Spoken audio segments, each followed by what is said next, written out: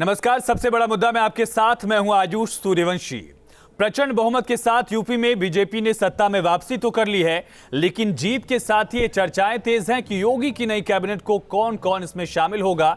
UP में BJP के पास योगी आदित्यनाथ के रूप में एक सफल कैप्टन तो है और अब बस टीम का इंतजार है, जिसको लेकर दिल्ली में मंथन का दौर कल से शुरू होगा, जब योगी आदित्यनाथ समेत कई दिग्गज नेता दिल्ली पहुंचेंगे। हालांकि कुछ संभावित नामों पर चर्चा तेज है जिन्हें कैबिनेट में जगह मिल सकती है, लेकिन सवाल यह है कि टीम योगी में नए चेहरों को क्या तरजीह मिलेगी? क्या पुराने चेहरों पर भी पार्टी दांव लगाएगी? 24 की जमीन तैयार कर पाएगी टीम योगी? और योगी की नई टीम क्या जनता का भरोसा जीत पाएगी? जातीय संतुलन साधने की कवायद भी क्या इस नई टीम में योगी आदित्यनाथ की दिख पाएगी? और गठबंधन के सहयोगियों को कितनी तवज्जो इस कैबिनेट में, इस मंत्रिमंडल में मिलेगी? ये तमाम अहम बड़े सवाल हैं जिनका जवाब जानने की कोशिश करेंगे, लेकिन उससे पहले ये खास रिपोर्ट देखिए।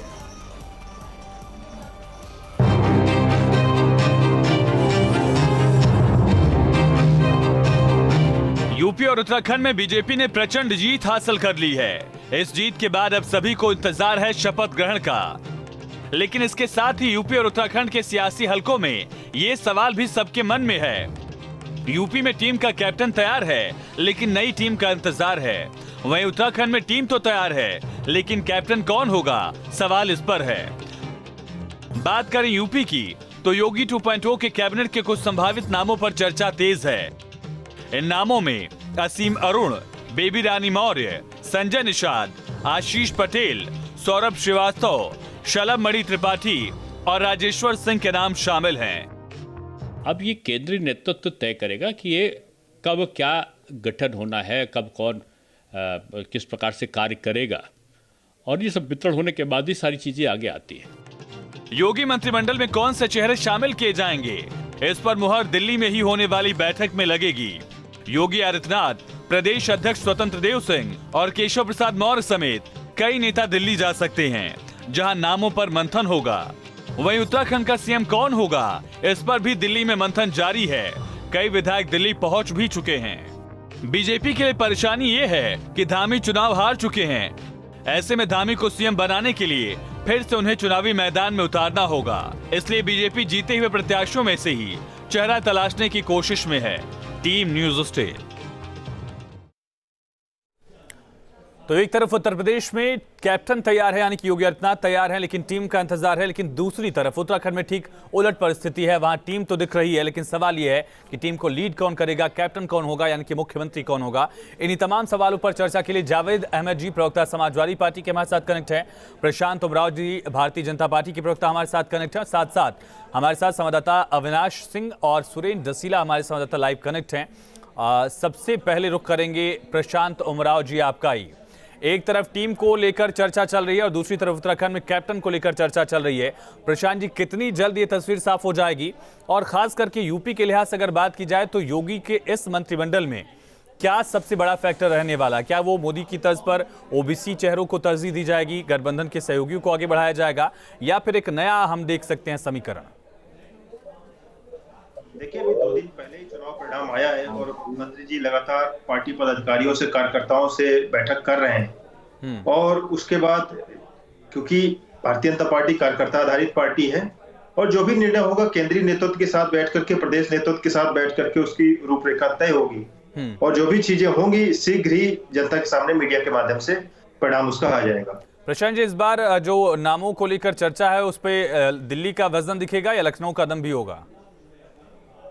नहीं, इसमें किसी वजन की बात नहीं। भारतीय जनता पार्टी सामूहिक रूप से निर्णय करती है। जो मिल बैठकर जो डिसीजन होगा, प्रदेश नेतृत्व को, केंद्रीय नेतृत्व जो उसमें डिसीजन लेगा, वो दोनों के साथ मिलकर के जो भी योग्य लोग होंगे उनको मंत्रिमंडल में स्थान दिया जाएगा। ठीक है।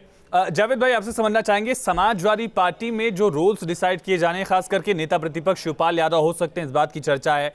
और क्या अगर ऐसा है जो चर्चा चल रही कि अखिलेश यादव विधायकी से इस्तीफा देंगे, तो फिर उत्तर प्रदेश में समाजवादी पार्टी की लड़ाई क्या शिवपाल सिंह यादव ही लड़ेंगे सर? देखिए आयुष जी, ये तो कोई भी राजनीतिक दल हो, वो अपने ढंग से जो सकारात्मक होता है कि किसको क्या भूमिका होगी दल के अंदर या सदन के अंदर, ये तो विधायक दल तय करेगा, विधानमंडल दल की बैठक होगी, वहां तय हो जाएगा। लेकिन एक मोटा मोटा अनुमान है, जो आपने बात कही है, वह अनुमान जो है संभवतः विधानमंडल दल की बैठक में उस पर मोहर लग जाए। ये अभी एक चर्चा छिड़ी है, ये मीडिया में है, लोगों में है, सोशल मीडिया पर भी आ रहा है। अब अखिलेश जी की शिवपाल जी के बीच में क्या वार्ता हुई है, तो ये लोग कयास भी लगाते हैं और कयास लगाए भी जाने चाहिए। ठीक है, ये कोई अन्यथा लेने वाली बात नहीं है। जी अविनाश, अगर आप सुन पा रहे हैं, कल क्या तस्वीर साफ होने की उम्मीद है? शपथ ग्रहण की तारीख साफ हो जाएगी क्या? कौन कौन से चेहरे मंत्रिमंडल में शामिल होने वाले हैं, इसको लेकर भी क्या चर्चाएं जो लखनऊ में चल रही हैं दिल्ली से मुहर लगकर वापस आ जाएंगी?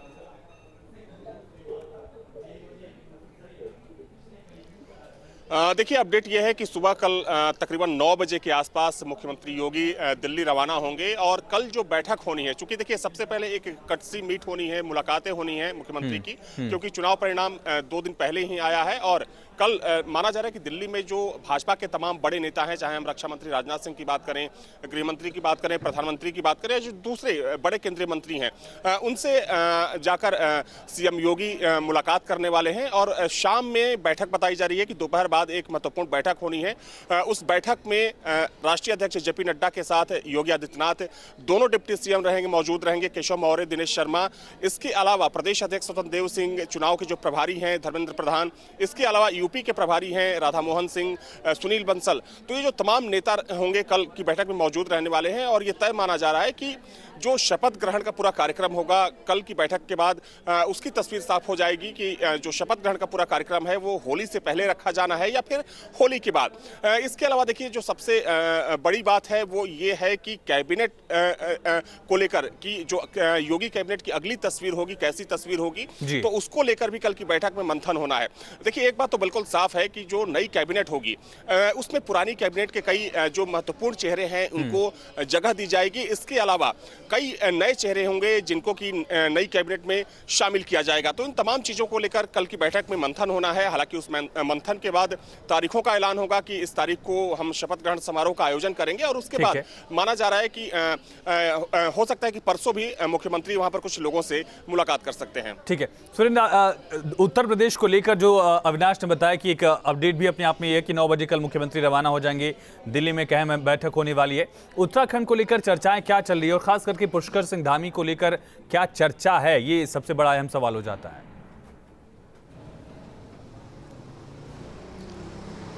देखिए, बिल्कुल अगर आयुष बात करूं उत्तराखंड को लेकर अभी यही चर्चा है। अभी हालांकि बहुत ज़्यादा चर्चा अभी इस पूरे मुद्दे पर नहीं हुई है, लेकिन भाजपा के जो राष्ट्रीय महामंत्री संगठन हैं BL संतोष, उनसे अजय भट्ट आज मिले हैं, जो केंद्रीय मंत्री हैं। सतपाल महाराज की मुलाकात हुई है, थोड़ी देर पहले सुबोध उनियाल की मुलाकात हुई है, रेखा आर्या की मुलाकात हुई है। इस मुलाकात को इस तरह से भी देखा जाता है, जब चुनाव संपन्न हुए, वो लगातार प्रदेश में चुनाव के लिए आ रहे थे, चुनाव के बाद का एक फीडबैक और किस तरह से परिणाम आया, ये तमाम चीज़ों पर बात होती है।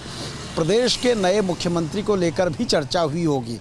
हालांकि जो मुख्य चर्चा है वो भाजपा आलाकमान यानी प्रधानमंत्री, गृह मंत्री और भाजपा राष्ट्रीय अध्यक्ष, इन लोगों की बैठक के बाद तय होगा कि आखिरकार क्या कुछ होने जा रहा है। जो पर्यवेक्षक बनाए जाएंगे वो देहरादून आएंगे, विधायकों से बात करेंगे, तमाम चीज़ें होंगी।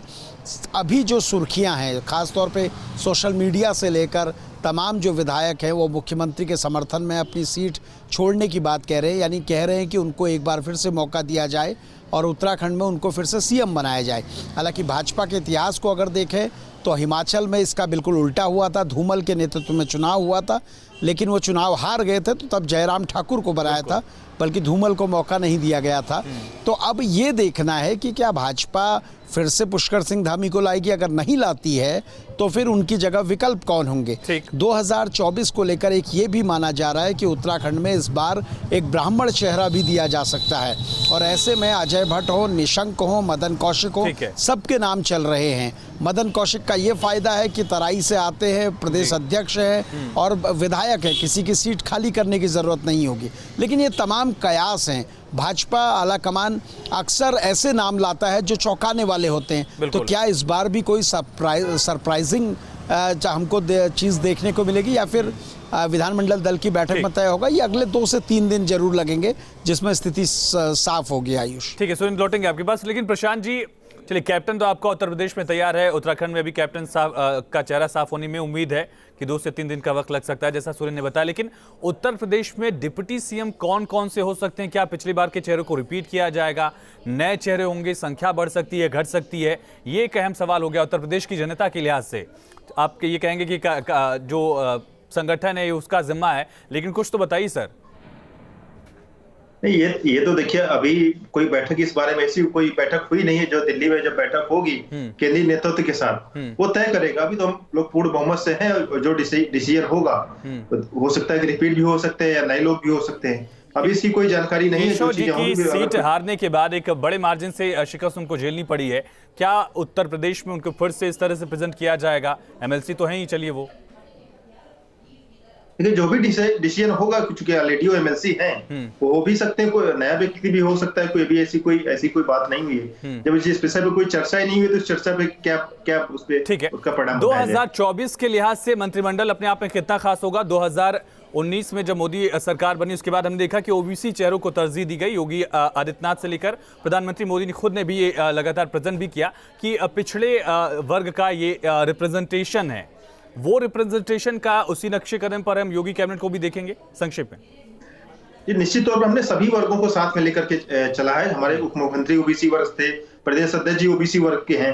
तो जिस तरीके से केंद्रीय मंत्रिमंडल में सभी वर्गों को, चाहे ओबीसी वर्ग हो या एससी वर्ग का स्थान दिया गया, इसी तरीके से सर्वसमावेशी सभी जातियों को, सभी वर्गों को मंत्रिमंडल में प्रतिनिधित्व दिया जाए। ठीक है जावेद भाई, मैं आपके पास आऊंगा, लेकिन अविनाश आप समझाइए जरा, फिलहाल उप मुख्यमंत्रियों को लेकर क्या चर्चा लखनऊ में चल रही है? जो समीकरण है 2024 के लिहाज से, उसको लेकर जमीन पर हकीकत क्या है?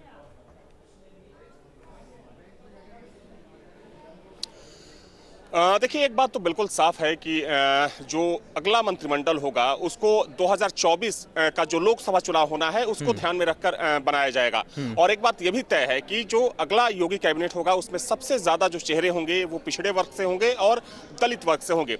जहां तक सवाल डिप्टी सीएम को लेकर है, तो चूंकि ये सवाल उठ रहा है केशव मौर्य को लेकर कि वो चुनाव हार गए हैं, लेकिन आपको बता दें कि वो मौजूदा समय में भी विधान परिषद के सदस्य हैं और यूपी के सबसे बड़े, अगर हम Bharatiya Janata party UP wing की बात करें तो भाजपा के सबसे बड़े ओबीसी चेहरे हैं, पिछड़े चेहरे हैं। 2017 में उन्हीं के नेतृत्व में यहां पर भारतीय जनता पार्टी ने चुनाव लड़ा था और इस चुनाव में भी हमने देखा कि वो भले ही अपने क्षेत्र में प्रचार करने नहीं गए, लेकिन पूरे प्रदेश में उनकी रैलियां हुई। एक बड़े पिछड़े चेहरे के तौर पर भारतीय जनता पार्टी ने उनको सामने रखा। तो इस बात की प्रबल संभावना है कि एक बार फिर से उनको डिप्टी सीएम बनाया जाएगा। हालांकि कुछ लोग चर्चा जरूर कर रहे हैं कि हो सकता है कि उनको राज्यसभा भेजकर केंद्रीय मंत्री बना दिया जाए, लेकिन इसकी संभावना इसलिए भी कम दिख रही है। क्या बेबी रानी मौर्य उनका रिप्लेसमेंट हो सकती हैं? अविनाश, जिस समाज से आते हैं, बेबी रानी मौर्य क्या उनका रिप्लेसमेंट हो सकती हैं? संभावना है क्या इसकी? देखिए, जहां तक सवाल बेबी रानी मौर्य का है तो चूंकि वो दलित समाज से आती हैं, हाँ, ये हो सकता है कि पहले 2 डिप्टी सीएम का पद था, लेकिन अब 3 जो डिप्टी सीएम का पद सृजित किया जा सकता है और जो तीसरी जो डिप्टी सीएम होंगी वो बेबी रानी मौर्य। लेकिन अभी जो जानकारी है उसमें ये कहा जा रहा है कि बेबी रानी मौर्य की इस सरकार में जिम्मेदारी होगी और एक बहुत बड़ी जिम्मेदारी होगी, लेकिन ये अभी साफ नहीं है कि उनको डिप्टी सीएम बनाया जाएगा या कैबिनेट मंत्री बनाया जाएगा और एक मजबूत उनको पोर्टफोलियो दे दिया जाए। देखिए, 2 ऐसे लोग हैं, अगर हम संभावित कैबिनेट की बात करें तो 2 ऐसे लोग हैं, असीम अरुण जो कि कन्नौज से चुनाव जीते हैं और बेबी रानी मौर्य, इनका नाम सबसे ऊपर चल रहा है। चूंकि असीम अरुण को खुद मुख्यमंत्री ने ऑफर दिया था कि वे पुलिस की नौकरी छोड़ राजनीति ज्वाइन करें और उन्होंने खुद इस बात को एक्सेप्ट किया था। तो असीम अरुण को लेकर कहा जा रहा है कि उनका भी ठीक है। अविनाश लौटेंगे आपके मंत्री बनना तय है। दोनों बड़े चेहरे जो हैं उसको लेकर उम्मीद जाहिर की जा रही कि क्या जिम्मेदारियां दी जाती हैं। लेकिन जावेद जी, बीजेपी 2024 के लिहाज से भी अपने मंत्रिमंडल का विस्तार करेगी और बीजेपी का ये विशेषाधिकार तो है ही।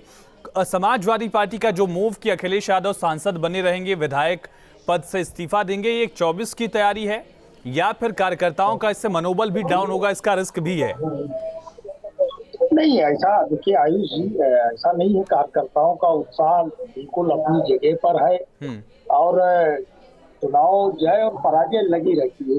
हमको अगर जनता ने जनादेश विपक्ष में बैठने का दिया है तो उसके बाद भी हम जनता के मुद्दों से जो कर उसके लिए जहां सरकार गलतियां करेगी, जहां पर सरकार जो है जन विरोधी काम करेगी, वहां पर उसका मेरा सवाल जावेद भाई वही है कि क्या अखिलेश यादव उत्तर प्रदेश की विधानसभा में उत्तर प्रदेश के मुद्दे उठाएंगे एक सशक्त विपक्ष का नेतृत्व करते हुए, या ये जिम्मेदारी यहाँ पर शिवपाल यादव निभाने वाले हैं और 24 के लिहाज से तैयारी अखिलेश यादव करेंगे? बिल्कुल निश्चित रूप से देखिए, ये चुनाव है, 24 का चुनाव है। अखिलेश जी के नेतृत्व में चुनाव समाजवादी पार्टी लड़ेगी और समाजवादी पार्टी में नेताओं की कोई कमी नहीं है। उत्तर प्रदेश की विधानसभा के अंदर उत्तर प्रदेश की जनता के मुद्दों को उठाने के लिए विधायक दल और आदरणीय अखिलेश जी की सहमति से जो भी निर्णय होगा वो बहुत जल्दी सामने आ जाएगा। प्रशांत उमराव जी, चलिए ये भी समाजवादी पार्टी का भी विशेषाधिकार है, ऐसे मसलों पर ये विशेषाधिकार वाला संगठन वाला जो लाइन आप लोग बोलते हैं प्रवक्ता लोग, वो बड़ा एक अहम हो जाता है। लेकिन आप कैसे देखते हैं इस मूव को समाजवादी पार्टी के? संक्षेप में, वक्त कम है मेरे पास। हो जाए वो अपना अपॉइंट कर दे, मुझे लगता है कि अभी कोई राजनीतिक आरोप प्रत्यारोप का समय नहीं है। जनता ने हमारे काम पर मुहर लगा दी है और विपक्ष को उन्होंने स्वीकार कर दिया। विपक्ष का काम एक सकारात्मक विपक्ष की भूमिका निभाए विधानसभा में, हम यही चाहते हैं। अखिलेश यादव लखनऊ की बजाय दिल्ली जाए तो कोई दिक्कत नहीं, बीजेपी के लिए मुद्दा नहीं होगा ना बाद में। आप ये तो नहीं कह देंगे कि अखिलेश यादव चले गए? समाजवादी पार्टी तो ऐसे ही परिवारवादी पार्टी है, मुझे नहीं लगता कि परिवार से अधिक कोई बहुत सोच पाएंगे। मुझे पूरी उम्मीद है परिवार के व्यक्ति को ही आगे बढ़ाएंगे। राजनाथ सिंह, वेद गोयल, धर्मेंद्र प्रधान, ये सब परिवार ही तो है। कल्याण सिंह जी का परिवार, लालजी टंडन जी का परिवार, कहाँ प्रशांत जी? अभी तो चलिए ठीक है, आपको जनादेश मिला है। अविनाश कुछ कहना चाह रहे हैं क्या? संक्षेप में अविनाश कुछ कहना चाह रहे हैं क्या आप? वापस करिए, जो अन्याय उत्पीड़न किया है उसके लिए क्षमा मांगिए और विकास के काम की। चलिए ठीक है, बहुत शुक्रिया आप सभी खास मेहमानों का इस चर्चा में जुड़ने के लिए, अपनी अपनी बात रखने के लिए। बड़ा अहम होने वाला है कि योगी मंत्रिमंडल में कौन से चेहरे होंगे, कौन से समीकरण होंगे, ओबीसी वर्ग को रिप्रेजेंटेशन ज्यादा दिया जाएगा या महिलाओं को उम्मीद इस बार ज्यादा इस वजह से भी क्योंकि महिलाओं ने वोट ज्यादा किया है। डिप्टी सीएम के चेहरे कौन से होंगे और इसी तरह से लड़ाई उत्तराखंड में और बड़ी हो जाती है, वहां पर मुख्यमंत्री का फेस कौन होगा, इस पर लगातार अपडेट्स न्यूज स्टेट आप तक पहुंचाता रहेगा। छोटे ब्रेक के लिए